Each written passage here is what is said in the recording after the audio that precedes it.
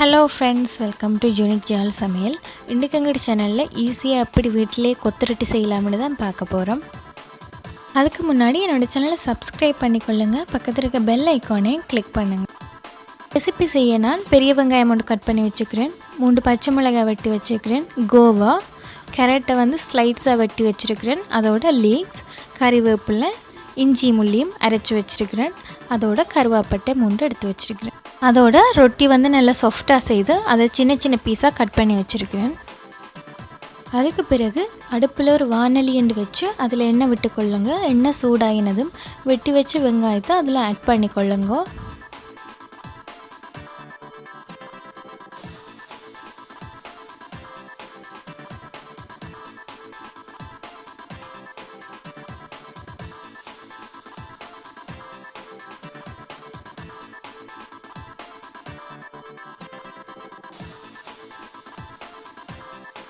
வெங்காயம் நல்லா வதங்கி வந்ததும் அதுக்குள்ளே வெட்டி வச்சு பச்சை மிளகாயை ஆட் பண்ணிக்கொள்ளுங்க.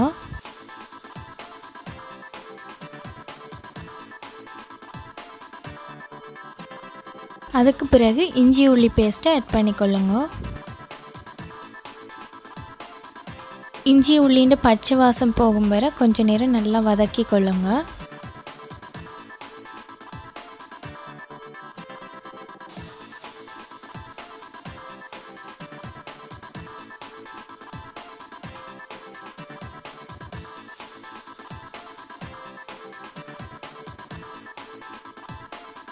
அதுக்கு பிறகு கேரட்டை ஆட் பண்ணிக்கொள்ளுவோம். கேரட்டை வந்து நான் சின்ன சின்ன ஸ்லைட்ஸாக வெட்டி வச்சிருக்கிறேன்.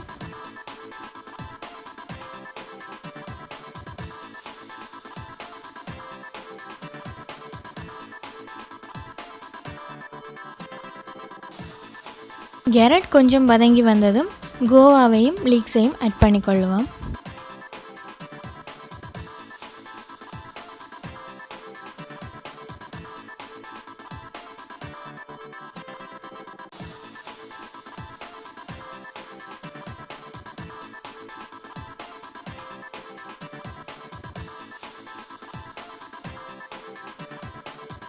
எல்லாத்தையும் நல்லா மிக்ஸ் பண்ணி விட்டுக்கொள்ளுங்க.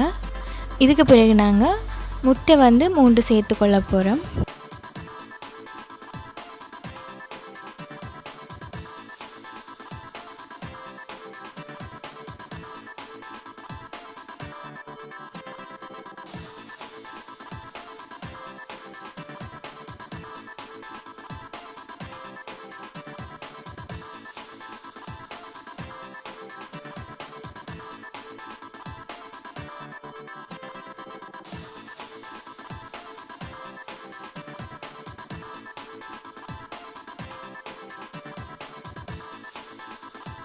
எக் வந்து நல்லா வெந்ததும் எல்லாத்தையும் மிக்ஸ் பண்ணதுக்கப்புறம் 1 ஸ்பூன் உப்பு சேர்த்துக்கொள்ளுங்க.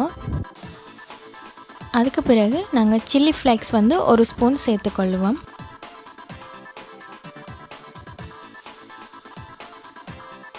அதோட சில்லி சாஸ் கொஞ்சம் ஆட் பண்ணிக்கொள்ளுவோம்.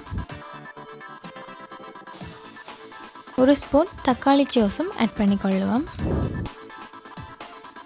இந்த சாஸ் சேர்க்கிறதால இந்த கொத்துக்கு நல்ல ஒரு டேஸ்ட் வந்து கிடைக்குது. அதால தான் இந்த சாஸ் எல்லாம் ஆட் பண்ணிக்கொள்கிறோம். இந்த ஃப்ளேவர் பிடிக்காதவங்க ஆட் பண்ணிக்கொள்ள தேவையில்லை. அதுக்கு பிறகு கட் பண்ணி வச்ச ரொட்டி பீசஸை இதுக்கெல்லாம் ஆட் பண்ணிக்கொள்ளுவோம். ஆட் பண்ணிவிட்டு எல்லாத்தையும் ஒன்றோடு நல்லா மிக்ஸ் பண்ணிக்கொள்ளுவோம்.